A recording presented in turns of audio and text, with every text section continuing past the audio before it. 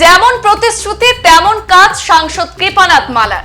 বিষ্ণুপ্রিয়া মণিপুরী সম্প্রদায়ের দীর্ঘদিনের দাবি সংসদে পেশ করলেন করিমগঞ্জের সাংসদ। বরাকে বিষ্ণুপ্রিয়া মণিপুরীদের অধিকার আদায় আইনসভায় প্রস্তাব কৃপানাথ মালার। যেখানে সবচেয়ে বেশি ভোট পেয়েছিলেন সেই পাথারকান্দিকে অগ্রাধিকার কৃপানাথের। করিমগঞ্জের মধ্যে সবচেয়ে বেশি বিষ্ণুপ্রিয়া মণিপুরী মানুষ রয়েছেন পাথারকান্দিতে। এবার বিষ্ণুপ্রিয়া মণিপুরীদের হয়ে আইনসভায় সওয়াল করলেন সাংসদ কৃপানাথ মালা। বিষ্ণুপ্রিয়া মণিপুরীদের কেন্দ্রীয় ওবিসি অন্তর্ভুক্তির দাবিতে ৩৭৭ ধারায় সংসদে প্রস্তাব পেশ করেছেন কৃপানাথ মালা। কেন্দ্রীয় ওবিসি অন্তর্ভুক্তির দাবি পূরণ হলে উপকৃত হবেন পাথারকান্দি, বরাক উপত্যকা সহ সারা দেশের বিষ্ণুপ্রিয়া সম্প্রদায়।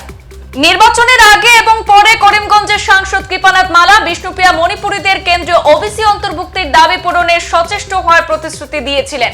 আর সেই প্রতিশ্রুতি অনুযায়ী আজ সংসদে ৩৭৭ ধারায় বিষ্ণুপ্রিয়া মণিপুরী সম্প্রদায়কে কেন্দ্রীয় ওবিসি অন্তর্ভুক্তির দাবি পেশ করেছেন সাংসদ কৃপানাথ মালা। আজ পূর্বাঞ্চল প্রতিদিনকে দেওয়া এক সাক্ষাৎকারে সংসদে প্রস্তাব পেশের বিষয়টি নিশ্চিত করে শীঘ্রই কেন্দ্রের সরকার তাদের দীর্ঘদিনের দাবি পূরণ করবেন বলে আশাবাদী বলে জানান।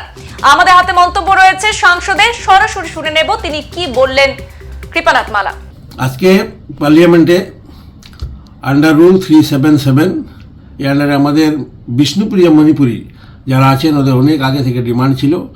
ওরা স্টেটে, আসাম স্টেটে ওনারা ওবিসি আছেন, কিন্তু সেন্ট্রাল গভর্নমেন্টে বা সেন্ট্রাল লিস্ট যেটা ওবিসি এটাতে নেই, যার জন্য ওনাদের অনেক অসুবিধা ছিল আর সেন্ট্রাল গভর্নমেন্টের চাকরি পান না। এই জন্য ওনারা ডিমান্ড দিয়েছিলেন।